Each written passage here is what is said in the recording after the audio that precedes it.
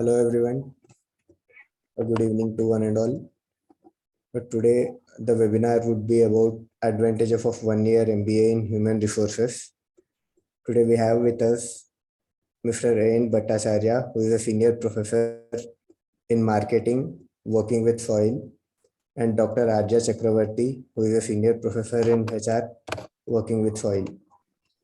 The basic format of the webinar would be first the faculty would introduce about themselves and then take you through the 1 year MBA program in human resources.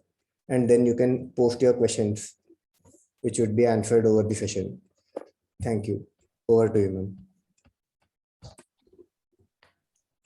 Hi, everyone. This is Arja Chakravarti, and I chair the HR Leadership Program 1-year program at SOIL. And I'm also an HR organization behavior faculty.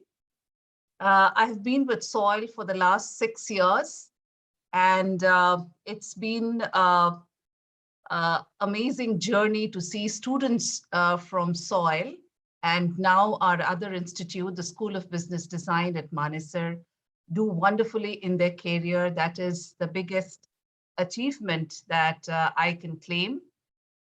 We will shortly give you the details of the agenda, but before that, I wanted Professor A&B, our stalwart and our students' favorite, to introduce himself. Thank you, Arja. Thank you, Harsha. I think, Arja, you did a grossly poor job in terms of introducing yourself. You know, you should actually talk about the rich industry experience that you have, the type of companies you have worked with. Again, that is something which the students will be enthused about.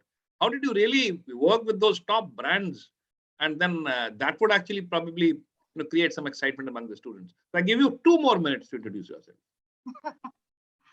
Okay.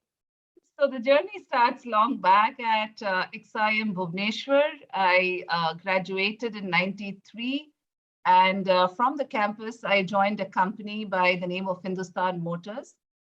And there was a lot of work at the shop floor in HR, and that really taught me, how to understand HR and how to implement it in various areas in the plant, in the corporate, in the regional offices, so on and so forth. I went on and joined Dunlop at their Calcutta head office and also looked after the Bandel plant for certain roles. I then moved on to Godrej. This was the Godrej FMCG. We were called Godrej High Care at that point of time. And we set up a lot of Goodnight brands. I was looking after the Eastern region, and it was a wonderful growth story and learning from the stalwarts in Godrej. I moved on to be with work with JECIS, at that point of time, GE International. And then it's a long story as to how I shifted to academics. Initially, it was about designing a good curriculum at the ICFI Business School in Gurgaon. And then one thing led to the other, and I'm still in academics. And my areas have overlapped in research and consulting, which I do along with our founder head, Anil at SOIL. And the good thing about being in HR is that you can traverse across all industries, and that is what gave me a good experience to be able to lend my knowledge and skills to the class that I am in. So thank you, A&B, for this opportunity. And why don't you tell us your story about your journey and Yeah, that was something which was really, fantastic. I think I also did not know some of the brands with whom you have worked. So these are some iconic brands with whom you have worked. And I do not have that prolific a profile, but still I'll share, what I have done. So I have been with the School of Inspired Leadership for last 10 years plus. This is the 11th year going on. And before that, I have spent almost 20 years in the industry, having worked with, some of the popular brands which I worked with are Amul, Dhara, Vadilal. So I have been a hardcore sales and marketing person. And uh, one of the things which I was it just struck me, why we both of us are together here in this panel, one marketing person and you're a HR person. I think there's a lot of similarity between marketing and HR. And I remember, like in marketing also, one of the primary responsibilities that we had was we had to, in fact, manage people. And we'll delve into this particular topic subsequently. But in the meantime, I'll just tell you how I shifted to teaching. So, when I was in the industry, I always faced a big challenge. When these young graduates used to come from the MBA schools and joined our company, one thing I always found that there was huge amount of disconnect between what they were taught and what we expected them to do in the job. And that was the time when I realized that our academic institutions are far removed from what is actually being done in the industry. Either they are too conceptual or they are archaic. They have some, maybe historic concepts which are being taught. And that was one of the, period when probably I dabbled into going into a couple of these schools to find out what academic institutions do in their marketing courses. And I realized that most of the teachers who were there, they did not have an industry experience. So they were teaching more of the concepts out of the books. That was the reason why, in fact, I thought that there is a dire need for these schools to look at faculty members who have industry exposure. And when I joined Soil, I was pleasantly surprised that this particular school was co-created by some 32 companies. So the curriculum was actually, enriched and made by these top companies which were there. And there was a policy that we never used to hire anybody as a teaching faculty who did not have industry experience. So I, in fact, immediately gelled with this entire concept. And my journey has been absolutely rocking for the last 11 years. And I think if things go right, just like you, RJ, I would also enjoy the tenure that we have here at this particular school.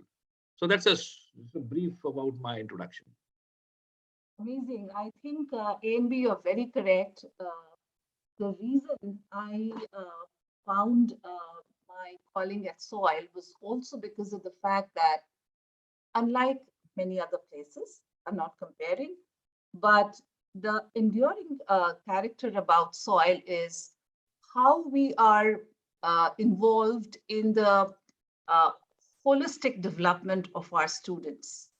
And that brings in a perspective where all our stakeholders join hands. The advisory boards, the external mentors, our alumni, the parents of our students, everybody joins hand to ensure that this one-year journey that we have, we are able to truly lend value to the person who comes in, not just in terms of the knowledge skills that are required for the course, but in terms of an overall perspective about their career. So in the next, rest of the time that we have, I encourage everybody. I see about 12 attendees, and I want you to ask any kind of questions. Please don't be shy about the question. No question is wrong. No answer is wrong. So just feel free about asking. And me and as I call Professor A.N. Bhattacharya, A and B as a colleague, me and A and B are going to give it our best shot in trying to answer any question that you have.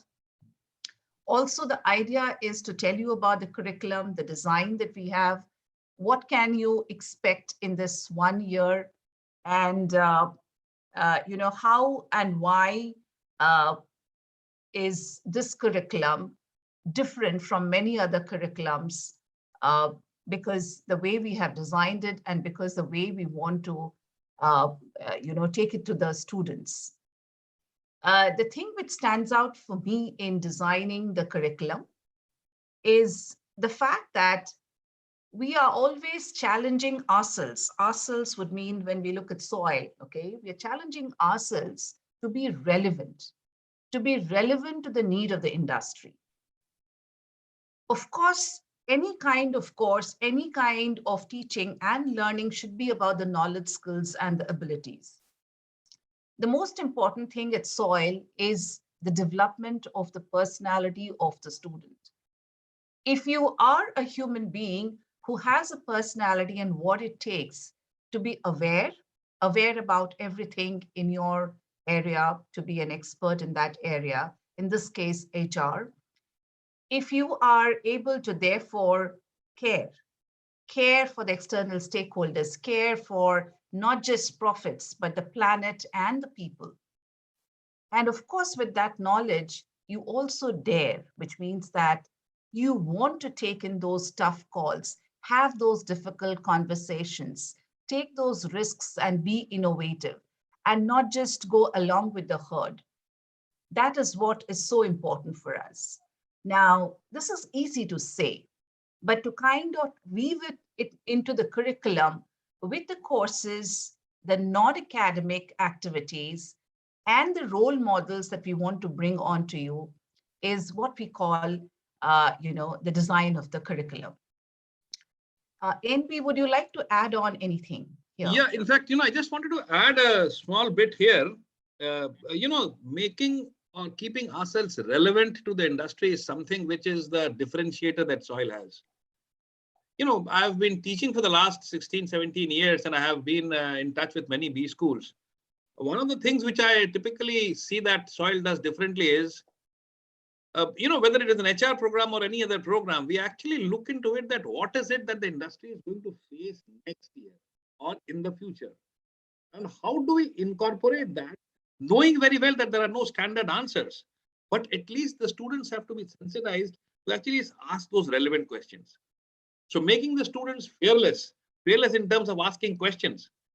And I remember this, in the earlier days when we were actually framing the curriculum of this one-year program and this industry consortium companies were coming in, the one question we used to ask these consortium companies, and mind you, to the audience, I will tell them, some of the top industry consortiums that we have with us are, say, companies like Infosys, companies like Tata Steel, companies like Aditya Birla, or maybe Unilever, or we have some of the top brands which are there. Now, we used to ask these people, the senior leaders who came for the curriculum development meeting, we used to ask them, what are the challenges you are anticipating in future? Now, remember one thing, any organization can face the challenges of the future only through their manpower. So I think it becomes almost like imperative that if you have a very strong manpower in an organization, you can face those challenges. And how can that manpower be made in such a way that they think in a different manner? And like Ajay was saying, I think the curriculum is made in such a way that the students are provoked to think in a radically different way so that they can help the organization sustain in the long term. So this is what I wanted to, in fact, add here, Arjay, because I thought that maybe the students who are watching this, they would be interested in knowing that how is our curriculum different from other. So one basic difference is this, that we are futuristic. And I hope you will add more to this when we talk about the curriculum and the various other subjects. You will talk more about that. Sure. Let me at this point of time give the attendees a little bit more idea about how we go ahead with the one-year program. We start off with an induction program in which you are given an understanding of how do we take our entire one-year program to the best of the best version of itself, in the sense that we can give you a session on, say, about how to do a certain kind of a project. But then we also want you to come in and say, what is it that you can add on with your prior experience to this project, which will lend it and your work and uniqueness? So the entire process is what we call as the andragogy or the pedagogy. And the induction program will make you aware about this process very well. So we'll give you sessions on how a case study is taken up, what is expected from you in a social innovation program, what is expected from the professors in terms of guiding you, the internal mentorship, the external mentorship program. And we do the induction program in a way that our students are able to have a quick start to the first term. The first term is basically all core areas. The reason, you can be in HR, you can be in marketing, you can be in any area, but the work that you do is for the business, is for the organization. So understanding the functioning of a business, understanding the nitty-gritties of an organization is a must. Even with that, as you change industries in your career, you will probably have to learn more, but still, the understanding of different industries, of different organizations, the finance, the marketing, the operations, and the added on skills required, which is like how to work on an Excel sheet, how to handle data, is all given to you as a part of the core courses. And this is very important for an entire management curriculum, because these basics will actually help you to build on your own area, which is HR. Post that, around the second half of the first term, we start on with more subjects in HR. Of course, the core subjects in the HR curriculum will also include human resource management and organization behavior, and a few more. We also add an organization design or psychometric testing, which are various different other knowledge required. In the second half of the first term, this is what we do. We percolate down and we get you onto more HR subjects. If you look at HR, it is about the employee life cycle, right? So if you look at the subjects, they also kind of can be traced to the employee life cycle, which is talent acquisition, talent engagement, compensation, learning and development, industrial relations, labor laws, organization change and development, so on and so forth, okay? So these subjects start off in the second term. And also along with that, there would be a few core courses. For example, business strategy is one important course. And somebody was asking a question about change in strategy. Of course, these are two subjects that we give a lot of importance to. In the third term, again, perhaps we kind of get onto a broader perspective, which is in terms of whole systems thinking or design thinking, and subjects like organization change and development. And our founder, Anil himself, takes up this amazing course on consulting. Post that, we also do a lot of labs, which is about the HR software, or labs in which we develop your skills, which perhaps are kind of not taken up in some of these courses. The overall design also includes a lot of activities. For example, each student will be a part of a social innovation program where they work with an NGO. The possibility of having compassion for the underprivileged, for a section of the society about whom perhaps we have lesser idea. When you are virtually or face-to-face, in touch with these NGOs and those sections of the society, you would perhaps understand how to bring your skills in the business, how to extrapolate them, and with the help of them, solve other wicked problems of the society, like poverty or a non-availability of resources in a much deeper sense. And that itself will hopefully take you on to the next level of leadership, which we perhaps can term as compassionate leadership, which is so needed in the world today. At this point, Arjun, can I interrupt? Yes, yes. I just wanted you to, in fact, tell the students one more thing. You must have seen nowadays, organizations are facing a big challenge when it comes to, they have global footprints. I see these large IT companies, they have employees which are more than 1.5 lakhs, 2 lakhs, 3 lakhs. Right. A company like TCS has 4 lakh employees. When you look at this, then obviously it is not the typical HR work that was happening earlier when we had a couple of thousand employees working in a company. And which are those areas where probably we focus so that the student can actually, somebody asked this question on automation.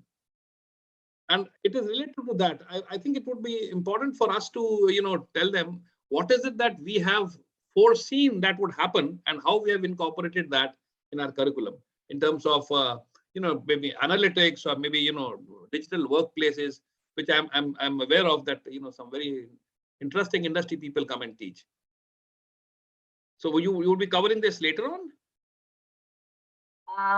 Yes, of course. About the thing of automation, we can take it a little later after we kind of tell them about the subjects. Okay. Yeah. And Okay. then we tell them about what kind of projects, what kind of internships we'll take it on today. Right. Is that okay with you? Yeah, absolutely fine. Okay. Okay. Just wanted to add on before I forget the part about how we do a deeper reflection with our Sidhbari trip. And we go and stay at in a place near Dharamshala. And the idea is to let the students work in the communities there, uh, come back and reflect upon how do their skills can, what did they learn and how is their skills relevant to other parts of life, other sections which perhaps are beyond just your corporates and business. Now, what does this do to our students? Now, this is my understanding, apart from many other things that we do at Sidhbari. One of the things is that it makes you reflect on yourself and say that, is my skill for real? Do the knowledge that I have, is it only because I can work in a certain part of the organization in HR and be able to earn some money and have a good salary or whatever? Or am I beyond that? As a citizen of my country, as even a global citizen, am I responsible for giving myself the chance to be the best version, which is, can I contribute to the best possible?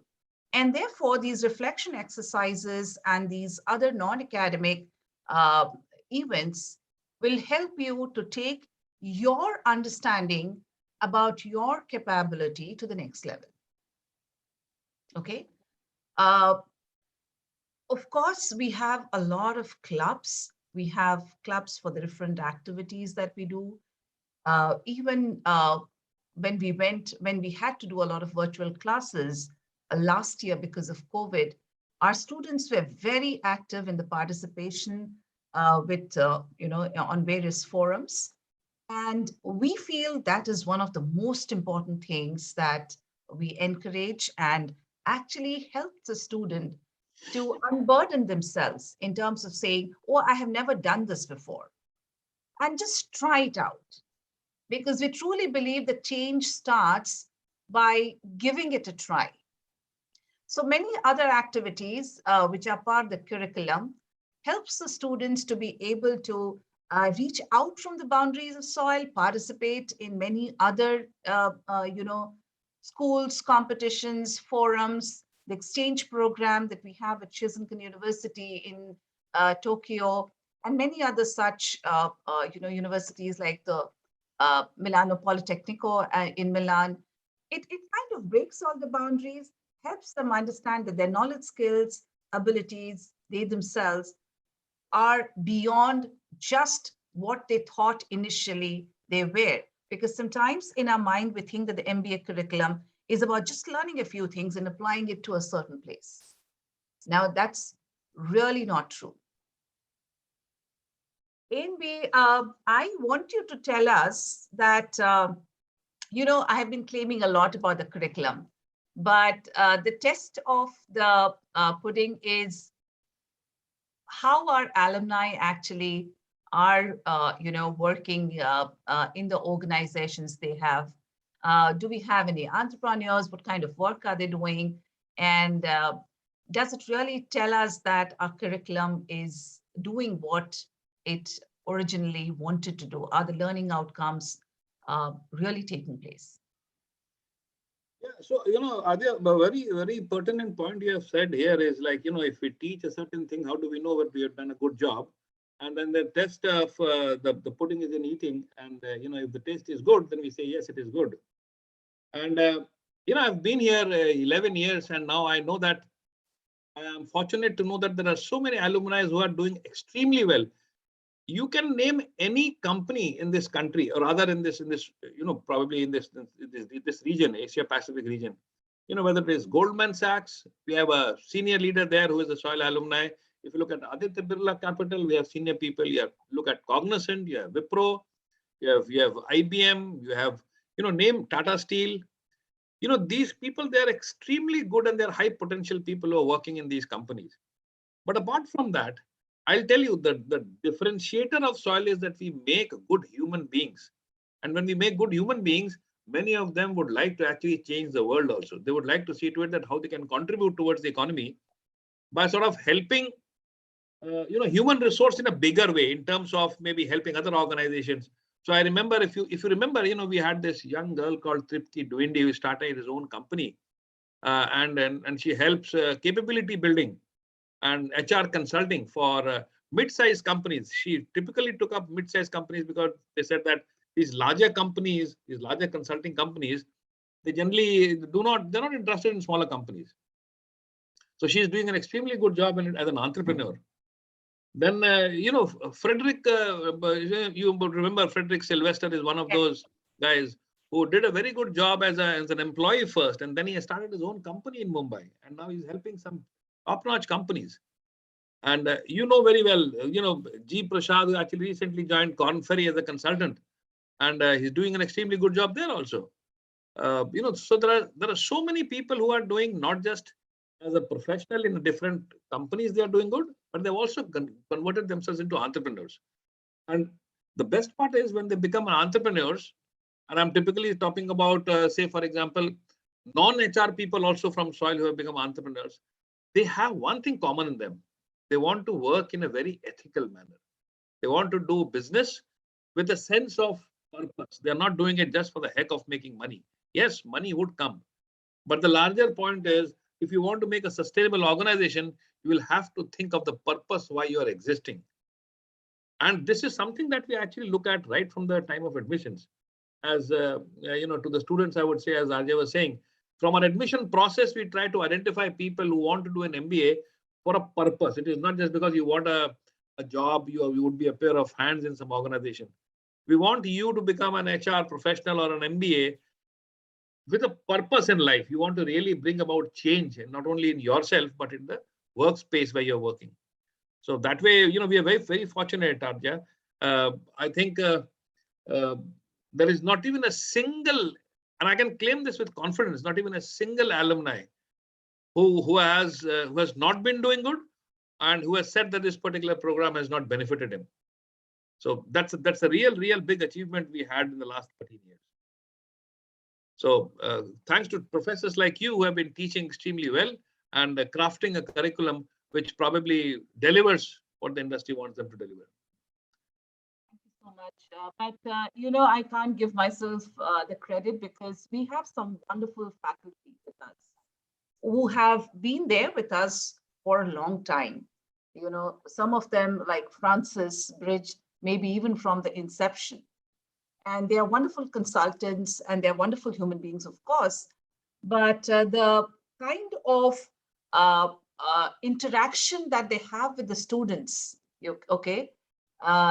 is amazing, because it's not just a professor-student relationship, but it is a typical mentor-mentee, or even sometimes like a buddy relationship, because many of them perhaps then also employ these students in some of the consulting work that they do, or some of the projects that they have, or they recommend our students for various other roles that they want to take up. And these professors, many of them also bring in their expertise with their research and their cutting edge consulting work that they do, almost simultaneously. So on one hand, they handle consulting assignments. On the other hand, they are in the class with our students. So I think that really stands out. The other thing which lends a lot to this is our advisory board. We have an advisory board with some of the best CHROs across the globe, and their understanding of HR and what is happening currently in the field is a great advice for us to understand what else can be done in the class, which imparts the skills and makes our students future ready. We also kind of run our curriculum by them. And they are an amazing lot spread across the world from Chicago to Singapore and with various different industries, different kinds of organizations. And we meet often to kind of understand how they perceive our students, how they perceive the curriculum, and regularly seek their advice. And the third and the most important is our alumni, just what you spoke about. The feedback that they give us when some of them say that, ma'am, this is the case that we did in the class, or this is the topic that we had discussed very, deeply, and we had really had a huge, commotion in the class about, and this is what I'm exactly doing right now. This is what really helps me. And that is my biggest feedback, because this is what tells me that what we are doing is kind of rubbing off to them to be able to transfer our learning to them, and they in turn actually reaching the end of what we call as Bloom's taxonomy in terms of being able to work in the organization with those skills. Inbi, I also want you to tell us about, therefore, how does a typical class look like? I will tell about what an HR class usually is, but tell us about, therefore, how would you select a good batch in a good class? What is it that you look for? Yeah, so Arya, I would like to tell this to all the audience who are there that, apart from the curriculum, which is a big differentiator for SOIL, the next big differentiator is the admission process that we have, the entire process of selecting a particular student. And then how do we see to it that we sort of, map his career aspirations with the help of what is called an individual development plan. So, typically in a B school, when you go, you join a particular program, you give us an exam, an aptitude test like a CAT or a GMAT, you get an admission, and then you start doing the program. But I think what at SOIL we do is, we in fact have what is called a talent appreciation process. We in fact select students not on the basis of, I would typically say we don't select him on the basis of 100% left brain orientation. We select a student who has a strong right brain also, because we have realized this, pretty early, right from our inception days, that EQ or emotional quotient is something which is important. And if we can help identify the emotional quotient of a person, if we can understand whether this particular person has his heart in the right place, then probably he would become a better leader. And having said that, we say that if you only look for IQ as a parameter to select students, we probably would be doing a great injustice to the industry by sending these people there. That's why we have a mix of this, and we use a psychometric test, which is called a STAT. Now, this psychometric test helps us understand where does a particular student stand in terms of leadership traits. Now, based on there's a minimum, because since it's a one-year program, we cannot actually look at transforming each and every individual who joins us.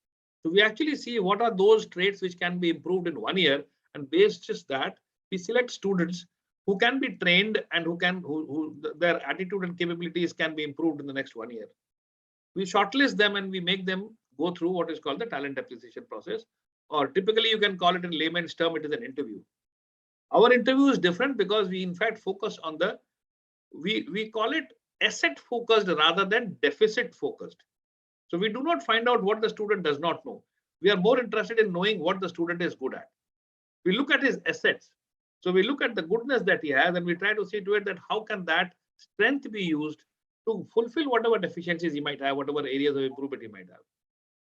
Now, once we have that, we in fact try to interact with him through another technique of HR, which you are very well aware of, the behavioral event interview. We in fact find out and create what is called an individual development plan for each individual. So every student will have to create what is called an individual development plan, where he is today, where he wants to be maybe 1 year later or 1.5 years later, and what are those things that are missing in his particular overall personality. We try to see to it that we in the next 1 year, we improve on this with the help of an internal mentor an industry mentor, and then with various interventions like the alumni comes in and takes sessions, the various sorts of other interventions that we have, like the social innovation program, and the other classes like the yoga classes and the self-leadership classes. We try to help them to bridge that gap which is there between their current state and the desired state. Now, this is where I typically call our program a transformational leadership program. You get transformed from what you are today to what you want to be, maybe 1.5 years later. And that is what makes the difference. On an average, if you look into it, our students, they generally, they would have typically come at a package of somewhere around 3, 4, 5 lakh rupees, but they would join at somewhere around 8, 9 lakh rupees. Now, this significant jump that they get, and many of them have actually joined at even 14, 15, 16 lakhs also. The significant jump is because there is a major transformation in the way they carry themselves, the way they think, the qualitative thinking and the ability of these students to address challenges is something which is significantly improved. Now, this is a process which starts from the admission time, and the faculty takes it forward throughout the rest of the year with alumni helping, with industry mentors helping, with industry mentors helping. And the student actually gradually realizes that, yes, now I'm actually improving. The student has to monitor his own self. How is he improving? And I think that is one significant difference. And I'm probably, it would be an understatement to say that we're the only college which probably does this across India. I have not come across any other school which does this. Which also makes me think that, internally, the recruitment, the selection process that we have is comes out of good HR understanding. Absolutely. So tell us about a little bit more about the legacy that we have in HR, since you've spent a long time with Soil. It would be nice to hear from you. Yeah, so you rightly put it.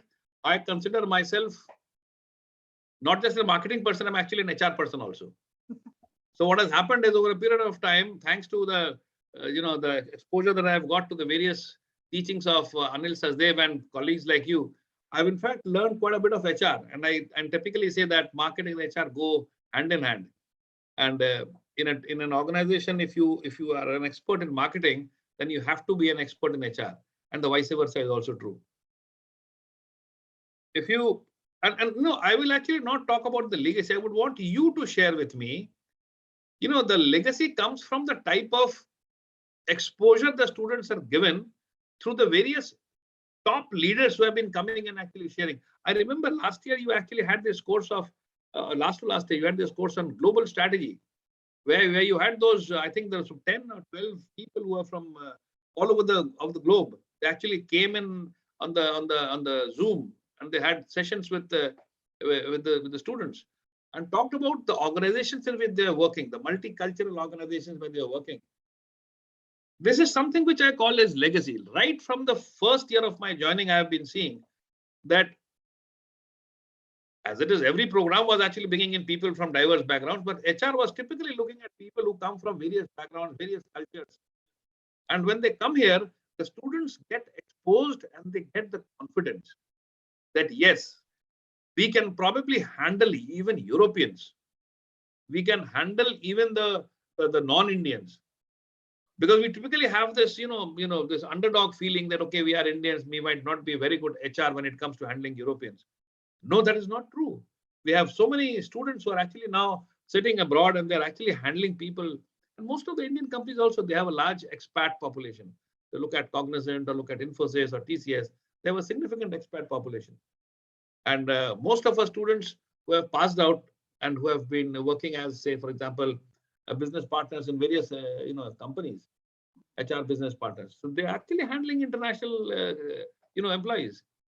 So that way the legacy, if you call me, if you tell me, it is something which in fact is a rich legacy, which has been built over the sharing and experience that the students get from senior HR leaders of not only Indian companies, but international companies.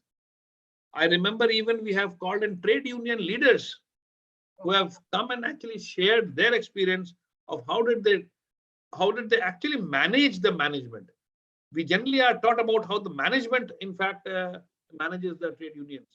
But it is other way around also. When you actually have a trade union leader and you know the other side of the story, that is something which is interesting. So when typically in a business, if you look at maybe for example marketing, if I just talk about how does manager addresses the challenges of a channel partner. If you get in a channel partner and if he shares about his story, I think that story becomes much more clearer. So that is the type of legacy that Soil has had. And this year also, like you have been calling some senior people from the industry. So that is actually a great input that the students get hands-on, which I think probably other B schools may be striving for, and they probably might not be getting it as much. I think they're truly blessed because whenever we ask these leaders, the heads of large conglomerates or the head of HR of various companies, the union leaders, even people who have been in top-notch roles and are now perhaps board members, they are very fond of Soil and they are very fond of the class. These are people who really want to bridge the gap and want to help the students to be able to understand how they have traversed their careers.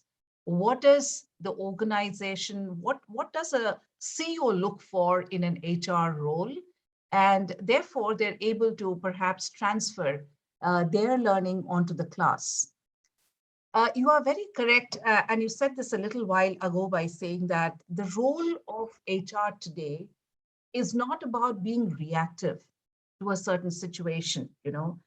Of course, it is to be agile and to quickly step in. For example, like when the pandemic came in, what did the HR people do to be able to support the employees, their work from home, understanding how they will, work apart from all the other things happening during the pandemic. But also the role is to be proactive, to anticipate the future needs. Now, I can teach as much HR in the class. How do I develop the understanding of future needs?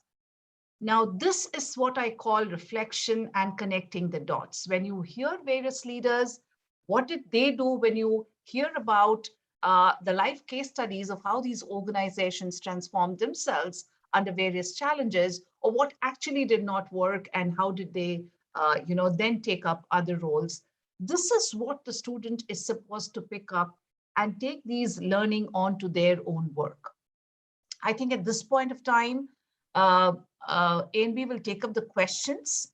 Yes. So that, Yeah. there was one question, and I'm joining in a few questions now. There was one question about saying, I want to be in change management or strategy management, consulting. Is MBA HR the right program?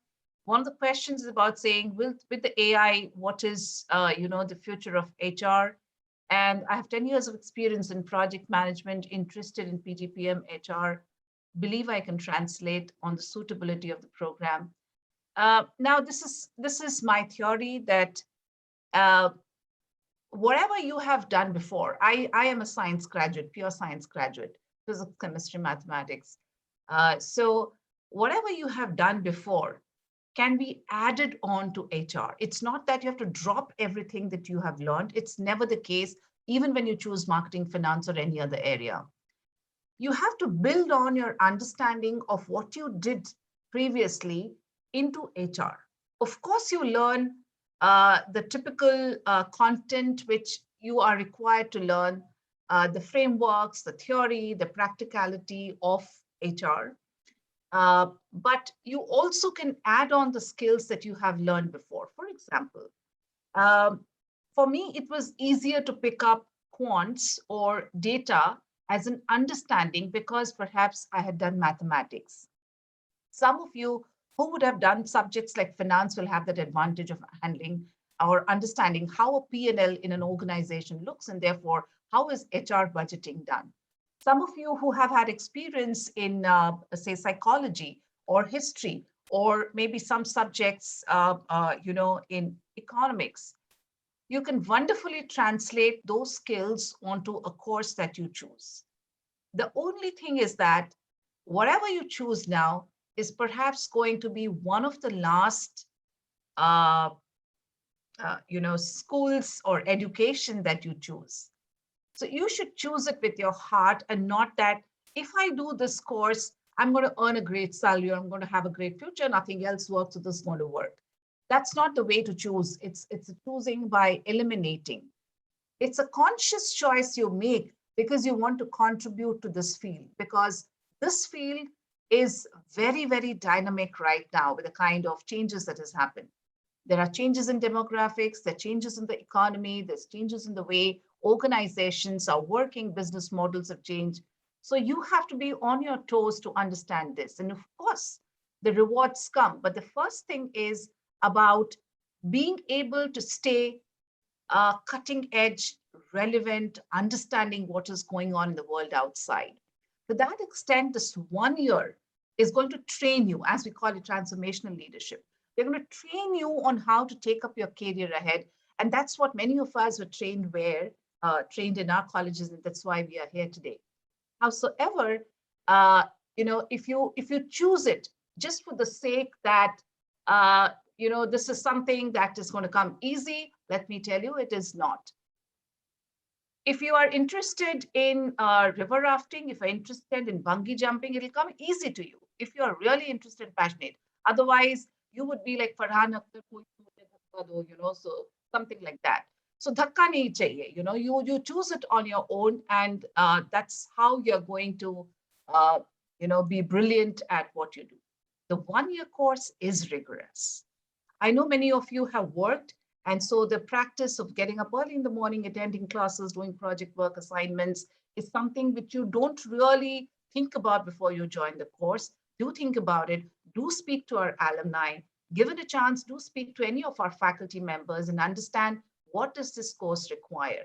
Because you bring in your best, we bring in our best, and we have, magic. So this is what I would say to the question. ANB, would you like to answer the question on automation? And then I will perhaps also talk about it. So this is one of the favorite areas where, in fact, I would like to discuss. There is a big apprehension, like whether it is HR or any other field. People say automation is going to come and jobs will not be there, and what will happen? And what is the point in doing HR? Everything will be automated.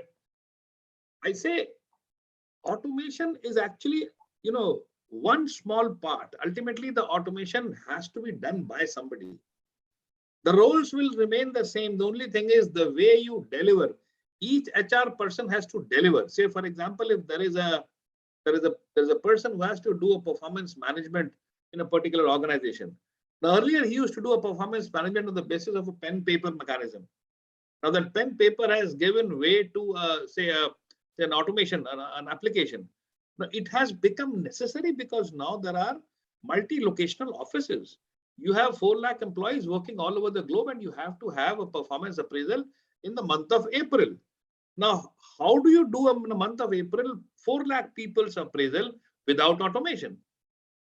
So HR will remain as a function. The only thing is the HR professionals have to learn the art of automation. They have to learn artificial intelligence, machine learning, application-based, problem solving.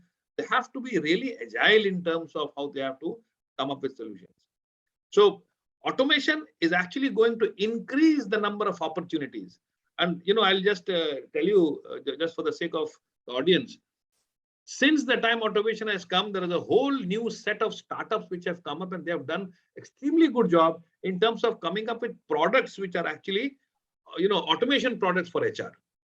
And, my students who have a technical background, who have an IT background, they fit in very well in those companies as an HR. As an HR, they fit in there because they are used to, they help designing HR products.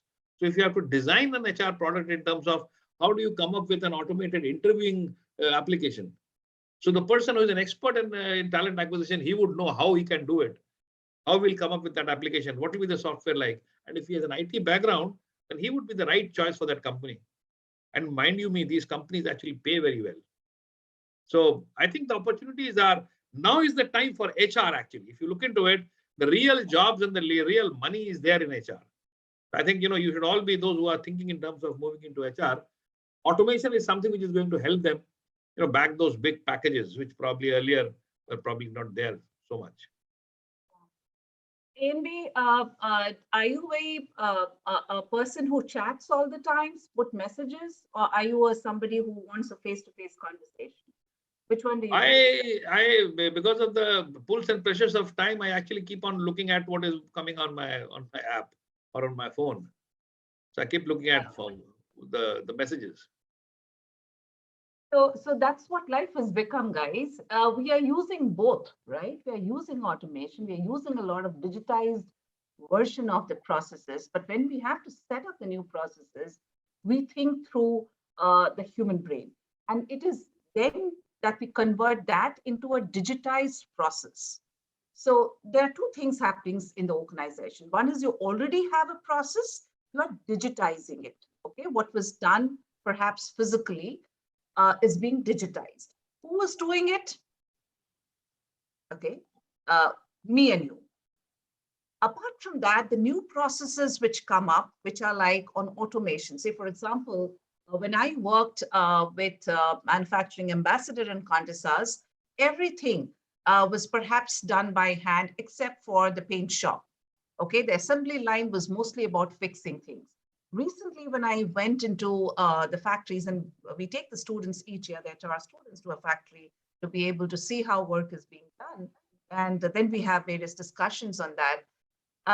The Maruti plant here in Manesar is completely robotic. It's like Bob the Builder, okay? There's something which comes in here, something which fits here, and then the final part is onto the assembly line. There are only very few fittings done. And most of the engineers are so adept at doing it. It's a beautiful sight, actually. It's like a movie to see those plants. The point is that technology is an aid. An aid to whom? To you and me. To be able to do what we always did in a much better and more contemporary way suited to the context. So therefore, the course does include a lot of analytics. We have a special course on HR analytics.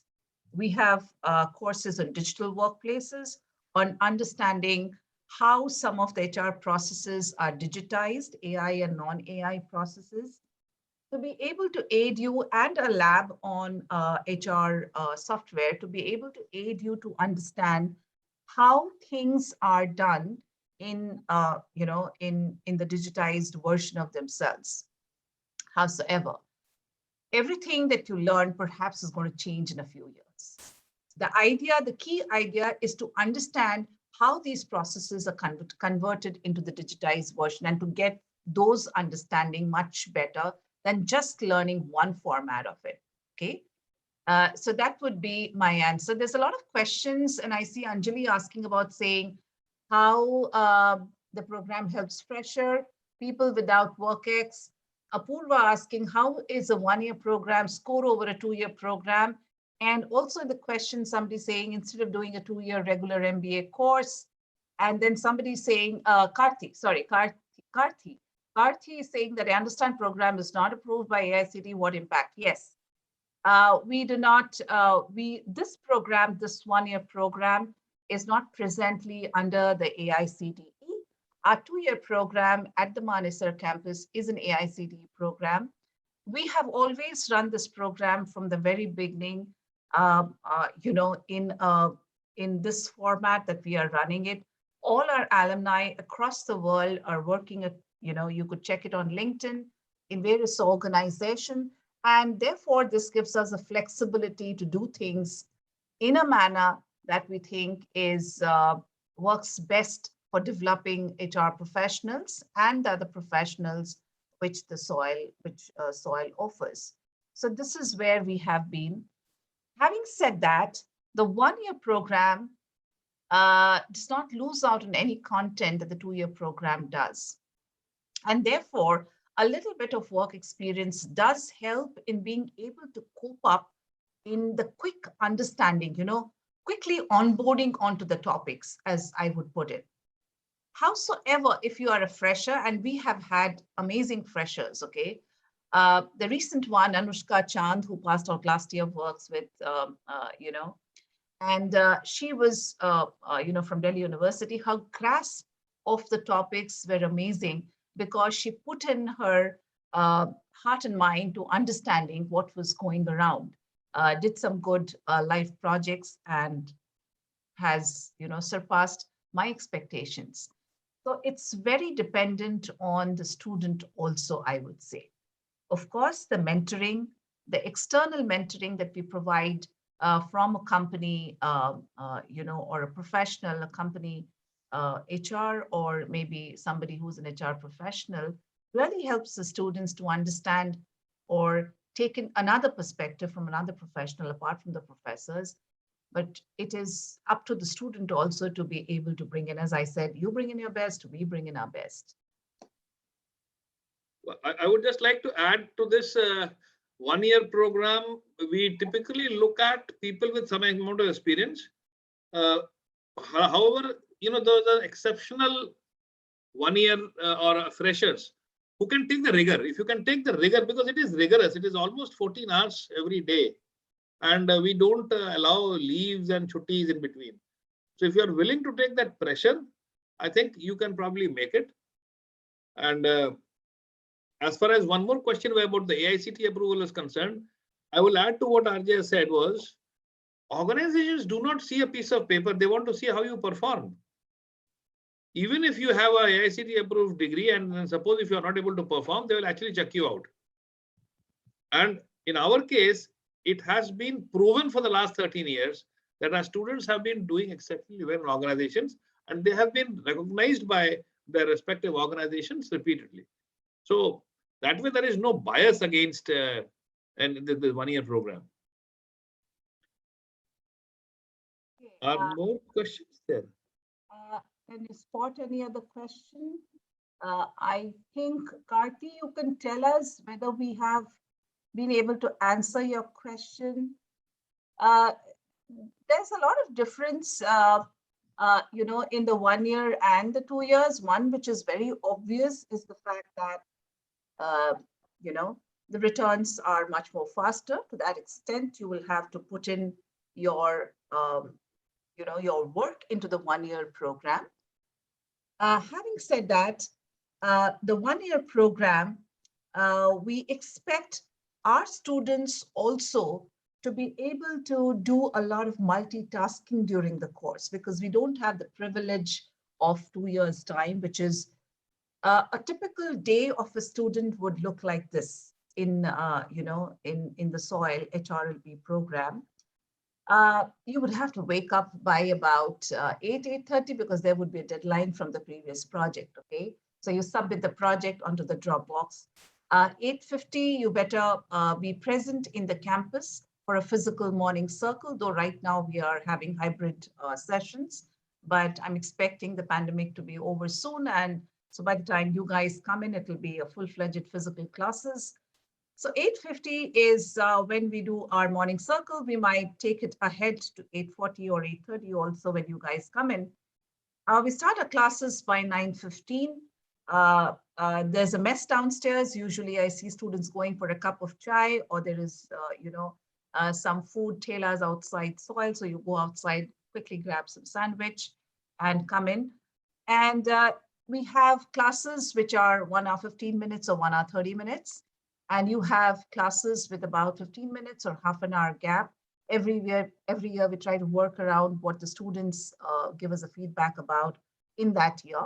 So the feedback that we get from our students this year is what we are going to work on for you guys in the next year. Typically, we have 4 to 5 classes in a day. And in the evening, there would be a lot of leaders, speakers coming in, apart from those who come into your classes and sessions, to be able to share their understanding of their industry and where is it heading. So usually these would be absolutely great role models to listen onto. We also bring in leaders from all facets of life, from theater, from the movie, from cricket, book authors, and again, therefore, they're coming from different fields. And perhaps in the evening, you would have to get on to a team meeting for the project next day or the case discussion next day, or spend some time reading an article, spending a little while in writing a reflective journaling, and then sharing it with the class the next day. You might also have to get on to a HR club meeting or prepare something for the next competition, which is going to happen. Sometimes you'd be also in charge of the morning circle. So you might like to present a very creative morning circle for 15, 20 minutes, and you might like to work on that. This would be a decent day. Something more could be about saying you have meetings with your partners or other students from universities across the globe to suit their timing. You might have to stay up a little bit or wake up a little early and do those meetings. Sometimes, apart from these, I also see the students spending more time at the campus a little later in the evening because they want to sit down with, a certain kind of work that they want to take ahead, which could be with a professor or which could be with some mentors, or it could be a part of the life project that they are working on.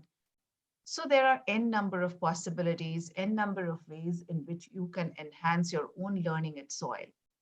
And so therefore, it all depends on what is it that you put yourself into in this 1 year. Of course, we provide a lot of guidance here. So that is about the 1 year course.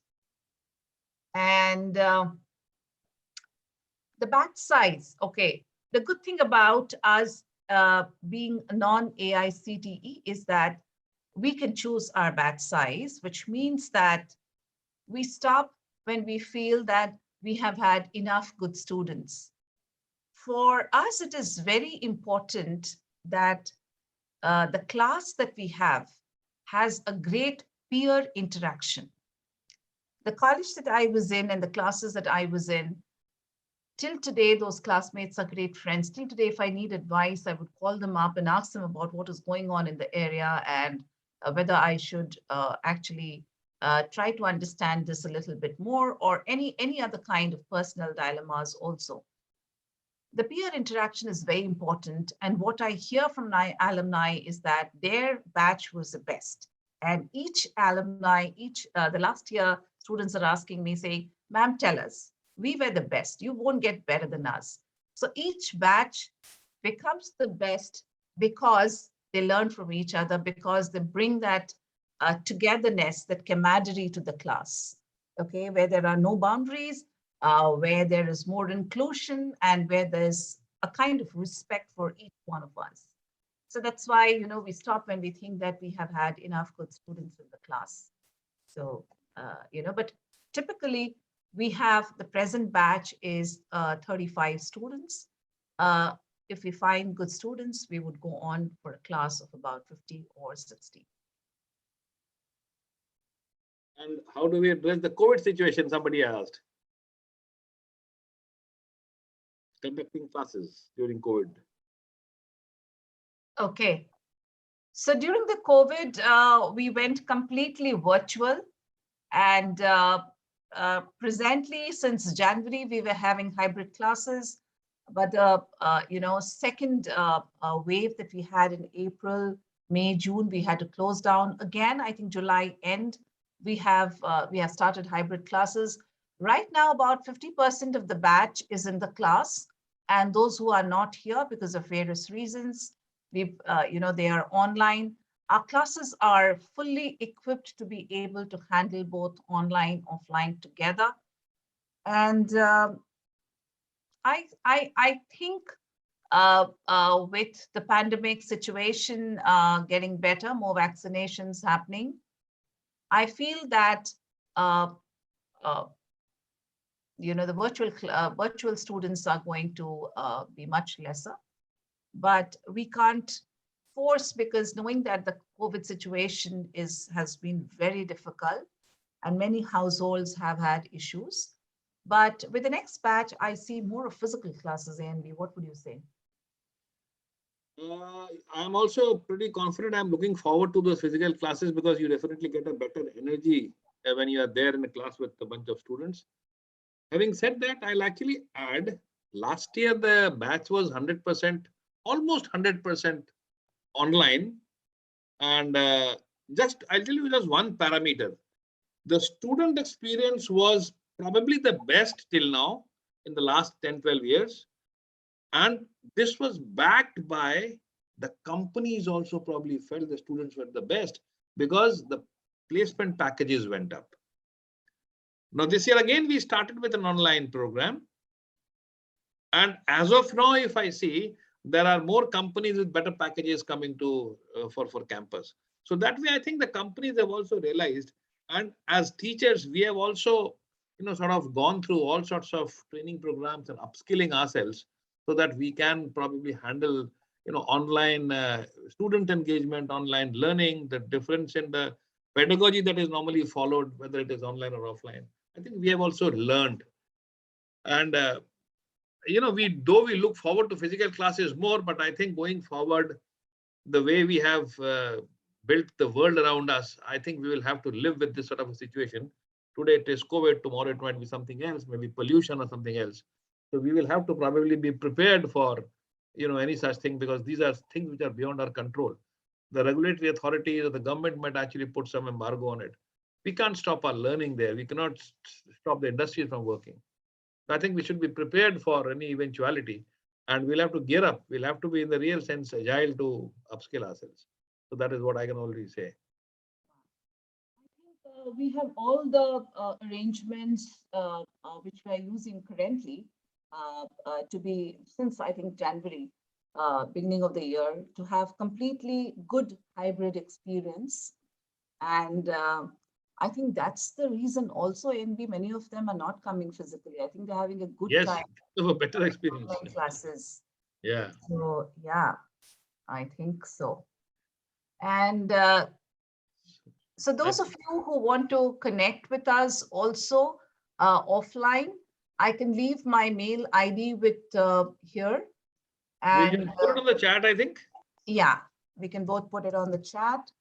And we will close now. So if any last questions, we would take that and we would close post that.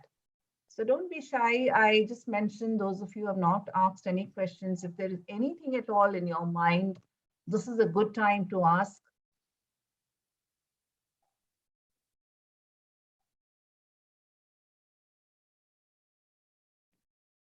And if Harsha wants to add something in the end, maybe you would like to add, Harsha?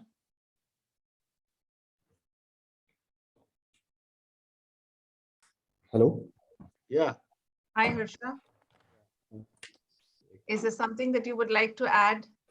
No, ma'am. Like, the only thing I would like to add is, like, we are pacing up with the admissions and we have a deadline in 11 December.